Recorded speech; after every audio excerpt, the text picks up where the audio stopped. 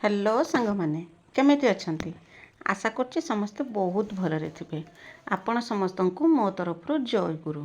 ठाकुर डाकुछि आपण भलरे रुहतु, सुस्थरे रुहतु, आपणकर पूरा दिनटी मंगलमय हो आउ भलरे भलरे कटि जाऊ। तो मु भी भलरे अछि। सबुदिन भलिया हेइछि आउ गोटे सुंदर सकाळ आरंभ आउ सुंदर सकाळ आउ गोटे फ्रेश आउ नुआ ब्लॉग को मो पुष्प आपण समस्तंकु स्वागत करुछि। तो बर्तमान समय देखिए तो जापे समय 6:30 भी है ना।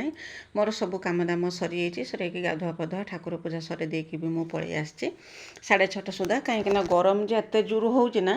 काली तो पवन है बेले बेले किंतु वर्षा है ना आउ गरमटा टिके कमी था किंतु पुणी रातिर जे गरम को से गरम गुड़गुड़ी आरंभ हो सका उठला बेलू पूरा माने देह हाथ पूरा अठा अठा हो जाता झाड़ बोईकी सबू मुझे कि आगर चटापट उठिकी निद तो होता है भोर भोर निद भांगीगला मुझे सब कम दाम सर देती आ तार किसी भिड मुझे बनई सर देकी गाधुआ पाधुआ करके आस सारा बेलू ठाकुर पूजा कम दाम सब सरला बेलू होता 6:20 तापर सीधा पलि आसिक चा बसई देती।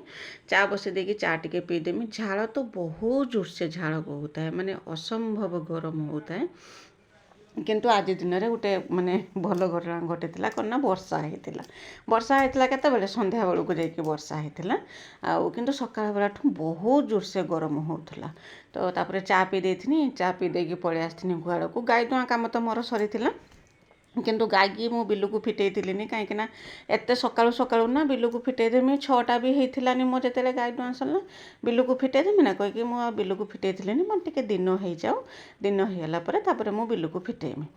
तो से कि चा पी दे सारिकी मु आसिक गाई की बिलू को फिटई देती। बिलू को फिटई देकी बाछरी के बांधिकी गाई की तोराणी भी बसई देती सब कम सर देकी जाकि गाधेती खाली गाई की बिलू को फिटई देकी बाछरी की आणिक बांधेनी बांधेकी तो पाखर कुटा और तोराणी जहाँ था सब बसई बसई देकी पलि आसनी सेपट कम मोर सब सरीगला एपटर पलि आसनी करना जतिक सब बाहर काम अच्छे सब कम मु सरेदेमी। सरे देकी जाकि फैन ही बसमी आउ से कथा मु सकाळ पूर्व मनस्थ करछि आउ कालीठू मु भाभी सारछि जे आज मु पखाळ करिम बोलिकी। तो चुलीर भी छुंच मार देकी मु करना चुलीर जाळ काठ सब आनिक रेडी कर देथिनि चुली पाखरे जेरक कि मु करना भात बसईदेमी शीघ्र होगला पखाल देमी मु करी तापर करी देखिया भात केते अच्छी देखला बेलू भात समस्त हो अल्प स्वल्प सर्ट पड़ो कौन कर से भाविकी मु करना प्रेसर कुकर रे खंडे भात बसईदेनी अल्प खंडे भात बसईदेनी ता देहरे मिसई खाईदेने समस्त हो बोलिकी आउ से कि मुझे चुली नगेली चुली पाखर छुंच फुंच मारिकी सब किंतु रेडी कर देथिनी। तो सीधा पलि आसिनी तापर मु भाविनी मुझे बाहर कम मोर जी सब अच्छे सब कम मु सरईदेमी आउ जेरकम मत बाहर को बाहर को पड़ोनी से फैन तले बसिकी जहाँ करमी आज ना चुली पाखक आसमी ना बाहर कम खरा आसला बेलू ना बाहर किसी कम करमी से घर भितर जहाँ करवा कथा सब कम करमी। तो घर भितर भी तो गरम बहुत जोर से समय तो देखिए कि आपण मैंने अनुमान करें 6:30 बेलू मुझे झाड़ पोछुनी जो चा करूनी केते मात्रा रे गरम गुड़गुड़ी होउची बोलिकी। तो से अनुसार केरकम गरम गुड़गुड़ी होउथो सेउटू अनुमान करें। तापर लुगापटा सब सुखेदेनी सुखे दे सारिकी देखला बेलू करना भाई सकाळे बोईतालर जो डंक थिला ताकू करना काटी थेइथिले कहले आज बोईताल सागर घांट बनै दबो मु कहनी आज मु पखाळ करमी कहले ठीक अछि डी पखाळ करबो त साग घांटटे कर दबो आमे करना पखाळ खाइदा मने हो ठीक अछि कहि कि से जो साग जो काटी के रखिथिले मु जाय कि साग को धिने आस्थिने धिने आसे ताकू रखि दे साला परे जो चा पिया हेतला जो बासन कुसन ताकू सब धोई देनी धोई देकी तापर क्षीर जो गाय धोई कि धिने के आस्थिने क्षीर भी मु बसे देछि आ भात भी ऑलरेडी प्रेशर कुकर मु बसई देछि सीटी मारिया कि बसई देछि गोटे सीटी मारने भात हो भात बसई देकी सीधा पलि आसनी टियल पाखक बासन कुसन सब धुआ धुई करदेमी करदेकी रखिदेनी रखिदेकी तापर करना मु आसनी साग तोलिया कि। तो मु भाभी कौन एबे साग तोलिकी मु गंडे पखाळ खाईदेमी आउ दीपर को बोईताल सागर घांट करमी से भाभी किंतु आउ इच्छा हलानी एबे माने जो साग खड़िया कि साग जो तोलिकी नहीं पखाळ खायानी कि ताकू करना रखिदेनी रखिदेकी सकाळे जो रुटी कि जो डालमा बनई ताके कि मु गंडे पखाळ खाई समस्ते तो होची रुटी खाइथिले आ बाबा तो नहांती भाई आ मिकिली गेलन 3 जन रुटी खाइथिले मु करना पखाळ गंडे खाई देथिनी आ दीपर को भी मु पखाळ खाइथिनी जे दिन दीपर पखाळ करे से मोर 2 टाइम पखाळ हो जाए पखाळ मु 3 टाइम खाइदेने भी मते मोर किसी असुविधा हुए कहीं मु तो पखाळ प्रेमी आ खियापिया माने बाहर काम सब सरीगला तापर आसला सकाळ खियापियार କାମ ସେତେବେଳକୁ ସମୟ ବି ବେଶୀ ହେଇଥିଲାନି କାହିଁକିନା ଆଜି ଶୀଘ୍ର ମୋର କାମ ସରିଯାଇଥିଲା ଯେଉଁ ସକାଳୁ ଗାଧୁଆ ପାଧୁଆ କାମ ଦାମଟା ଶୀଘ୍ର ହେଇଗଲା ପରେ ଶୀଘ୍ର ଉଠି ପାରିନି ଶୀଘ୍ର କାମ ଦାମ ସବୁ ହେଇଯିବ ସବୁ ହେଇସାରିଲା ବେଳକୁ ମାନେ ସମୟ ବି ବେଶୀ ହେଇଥିଲାନି ମୁଁ କନା ସିଧା ପଳେଇ ଆସିନି ତୁଳି ତାଳିକି ବାହାର କାମ ସବୁ ସରିଗଲା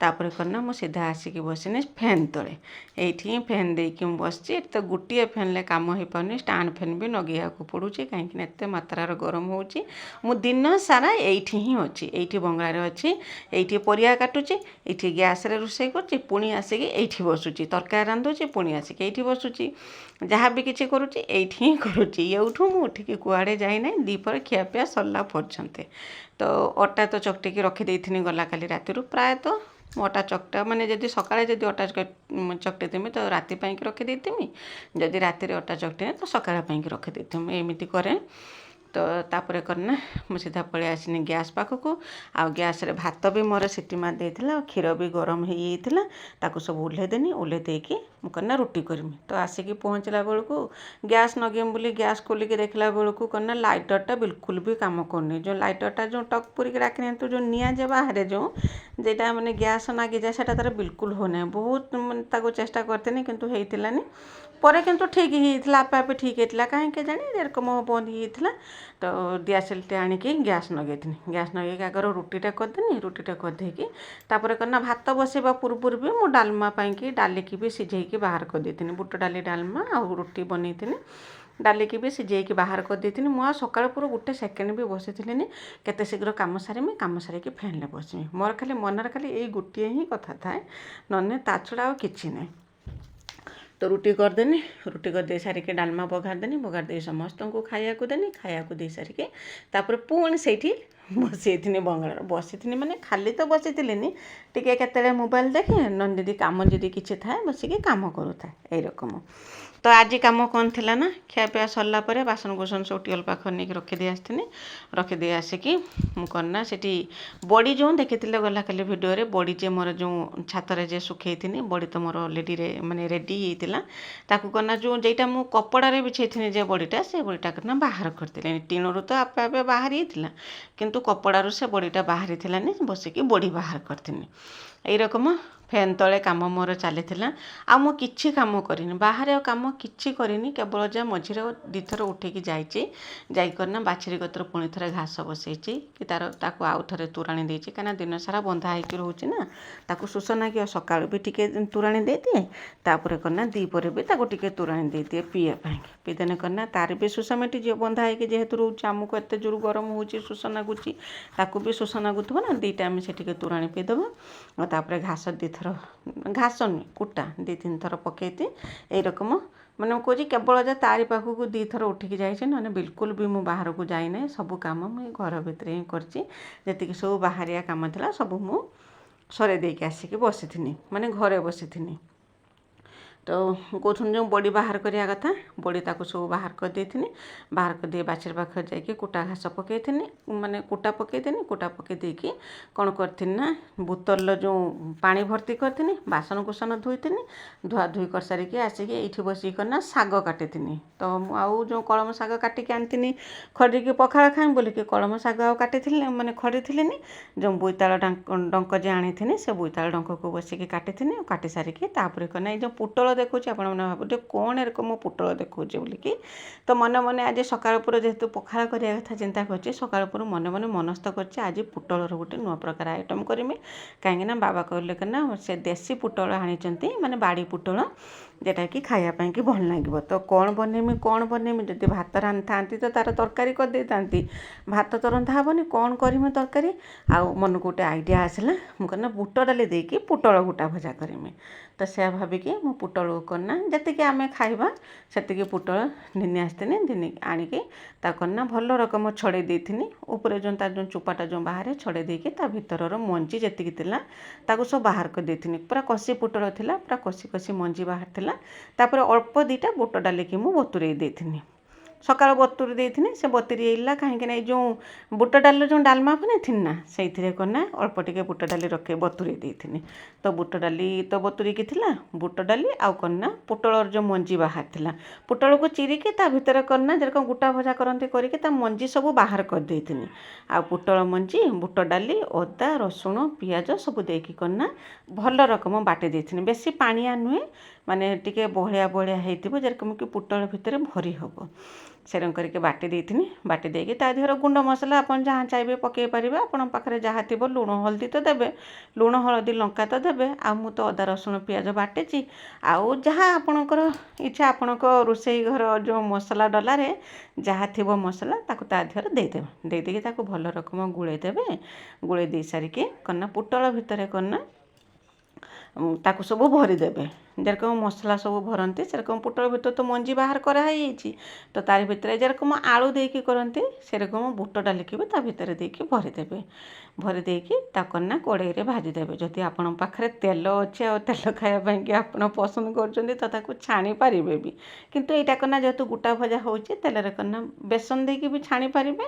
କିନ୍ତୁ ଏଇଟା ଯେହେତୁ ଗୋଟା ଭଜା ହେଉଛି ପଖାଳରେ ଖାଇବା ପାଇଁକି ପୋଟଳ ଗୋଟା ଭଜା, ତ ତାକୁ କନା ତେଲରେ ଗୋଡ଼େଇକି ଏପଟ ସେପଟ କରିକି ଭାଜିଲେ ଭଲ ଲାଗେ। ଯେରକମ କଲରା ଗୋଟା ଭଜା ହୁଏ, ଭେଣ୍ଡି ଗୋଟା ଭଜା ହୁଏ, ସେରକମ ପୋଟଳ ଗୋଟା ଭଜା ବି ସେଇରକମ ବହୁତ ଟେଷ୍ଟି ଲାଗେ ଖାଇବା ପାଇଁକି।